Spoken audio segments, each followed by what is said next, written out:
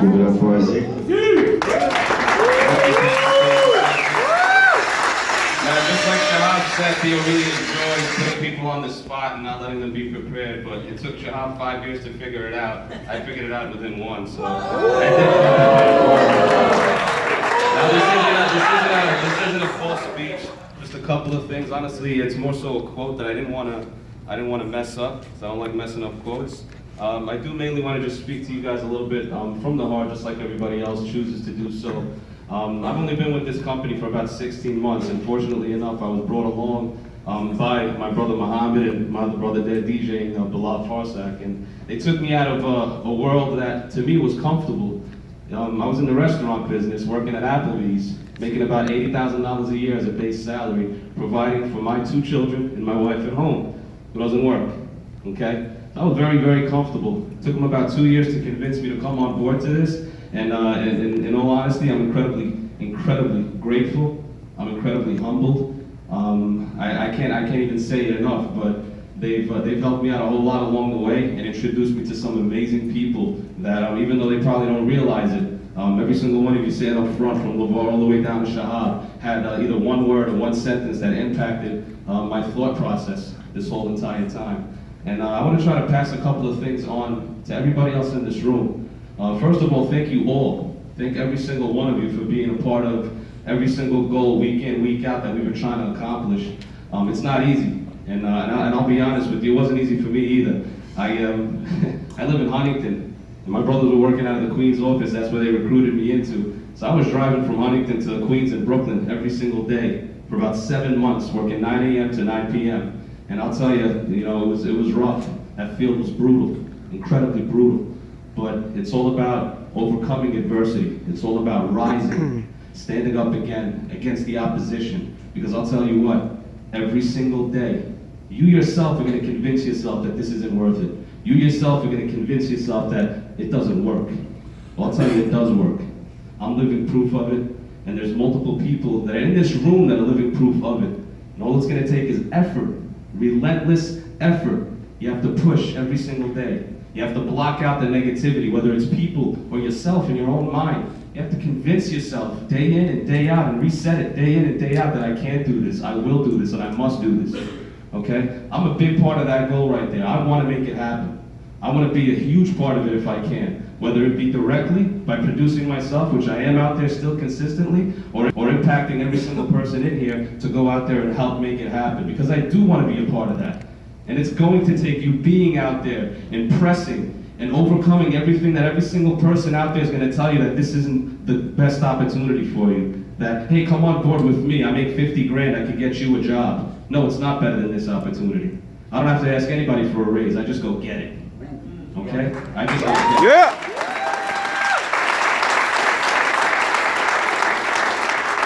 Okay? The key thing with this business, folks, is put this in your head and put this in your hearts. You can't be in this business.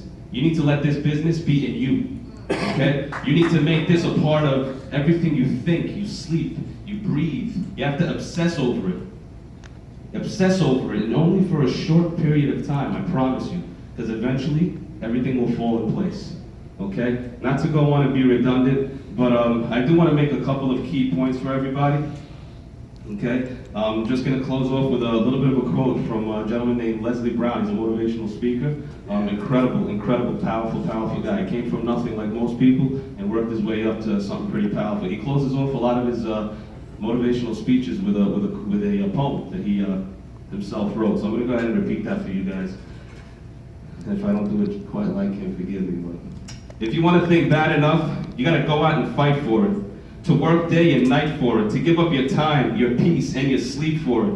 If all that you dream and scheme is about it, and life seems useless and worthless without it, if you gladly sweat for it and fret for it, and plan for it, and lose all your terror of the opposition for it, if you simply go after that one thing that you want with all your capacity, your strength and sagacity, faith, hope, and confidence, and stern pertinacity, if neither cold, poverty, famine, nor gout, sickness, nor pain, no body or brain can keep you away from that thing that you want. If dogged and grim, you beseech and beset it. With the help of God, you will get it. Woo! What does that mean? Come on, make it happen. Don't stop. Don't quit. Don't quit. live in a world that's full of contradiction, and often we can contradict ourselves. We really do, day in and day out, whether in our mind or outwardly. I mean, just think about it. Your world is all opposing forces. Things that you do convince you otherwise, to deter you from your dreams and force you to live in a contradiction. Contradictions like living daily in a negative mindset, expecting positive outcomes. We teach our children never to quit, yet often find excuses to quit ourselves. We all wish, every day, at some point, we all wish that we could go back in time to correct missed opportunities or poor choices, but yet we continue to live life missing opportunities. At some point, we all wish that we could go back in time to correct missed opportunities or poor choices, but yet we continue to live life missing opportunities and making poor choices. We live in a world that suffers from obesity that at the same time lead a fight against hunger. It always seems to rain the hardest when we so desperately need sunshine the most. But folks, keep your head up and keep pushing. Okay, it's not easy, it never will be easy. We expect results with minimal effort.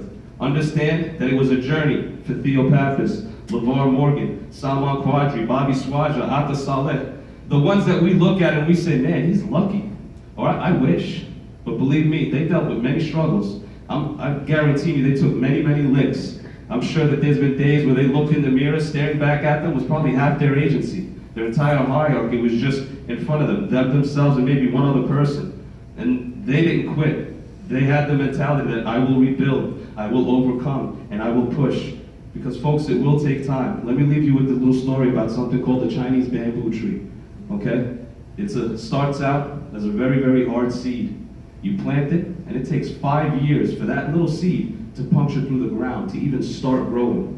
But every single day for 5 years, you need to water it and fertilize it. If you miss a day, that seed will die, consistently. But after 5 years and it finally punctures through the ground, it only takes 6 months for it to grow up to 90 feet tall. So people might think, did that take 6 months to grow? No, it took 5 years of hidden effort, okay, of consistency.